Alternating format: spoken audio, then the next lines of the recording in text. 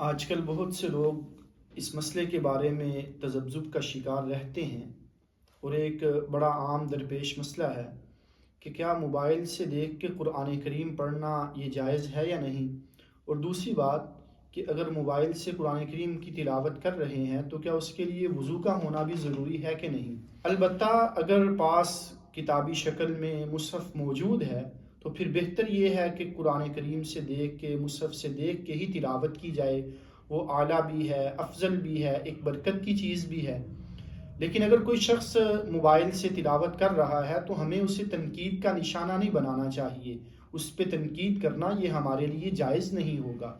اور دوسرا مسئلہ کہ قرآن کریم کی تلاوت کرتے ہوئے موبائل سے کیا اس وقت بھی وضو کا ہونا ضروری ہے کہ نہیں، تو یاد رکھیے گا جس وقت ہم موبائل پہ قرآن کریم کو کھول لیتے ہیں تو اس وقت اس سکرین کا حکم قرآنی اوراق کا حکم ہو جاتا ہے کہ جس طرح قرآن کریم کو ہم بغیر وضو کے چھو نہیں سکتے، ہاتھ نہیں لگا سکتے۔ سورہ واقعہ میں آیت موجود ہے لا یمسہ الا المطہرون۔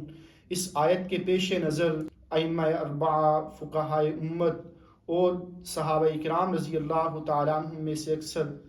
جمہور امت کا اس بات پہ اتفاق ہے کہ قرآن کریم کو بغیر وضو کے نہیں چھو سکتے۔ تو جس طرح قرآنی اوراق کو ہم بغیر وضو کے نہیں چھوتے، نہیں پکڑتے، تو اسی طرح جس وقت ہم موبائل سکرین کے اوپر قرآن کریم کو اوپن کر لیتے ہیں، کھول لیتے ہیں، تو پھر سکرین کو بغیر وضو کے ٹچ کرنا یہ بھی مناسب نہیں ہوگا، یہ بھی ٹھیک نہیں ہوگا۔ البتہ موبائل کو دائیں بائیں سے بغیر وضو کے پکڑ کے اگر کوئی تلاوت کر رہا ہے تو اس کی گنجائش ہے کہ موبائل سکرین کے اوپر قرآن کریم کھلا ہوا ہے، لیکن دائیں بائیں سے پکڑ کے وہ بندہ تلاوت کر رہا ہے، اوپر ٹچ نہیں کر رہا بغیر وضو کے، اس کی گنجائش ہے۔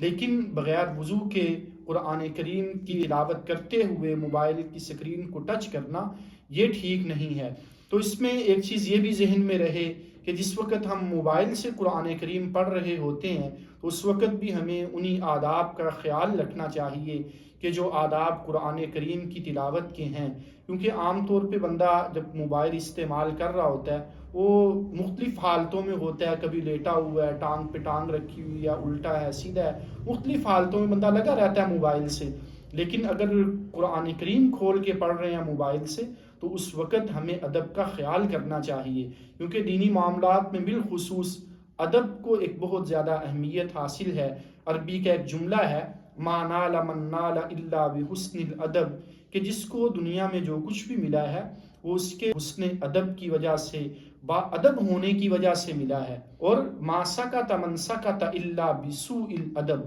دنیا میں جو بھی تباہ ہوا، جو بھی گرا ہے، اس کی ایک بنیادی وجہ اس کے اندر بے ادبی کا آ جانا تھا۔ اور اردو میں ہم یہ جملہ بہت سنتے ہیں با ادب با نصیب، اور یہ ایک بہت بڑی حقیقت ہے۔ تو اس لیے قرآن کریم کی تلاوت کے وقت بھی کہ اللہ کا کلام ہے، ہم چاہے وہ قرآن کریم مصحف سے دیکھ کے پڑھ رہے ہوں یا موبائل سے دیکھ کے پڑھ رہے ہوں، تو ہمیں آداب کا پورا خیال اور لحاظ کرنا چاہیے۔ حضرت امام احمد ابن حنبل رحمۃ اللہ علیہ بہت بڑی ہستی ہیں، مسند احمد اتنی بڑی حدیث کی اور اہم معروف مستند کتاب ہے، اس کے مصنف اور کتنے اللہ نے ان سے دین کے کام لیے۔ حضرت امام احمد ابن حنبل رحمۃ اللہ علیہ انتہائی ضعف کی حالت تھی، بیماری کی حالت چل رہی تھی اور ٹیک لگا کے بیٹھے ہوئے تھے۔ ان کی مجلس میں کسی نے حضرت ابراہیم بن تہمان کا تذکرہ کیا تو یہ ٹیک انہوں نے چھوڑ دی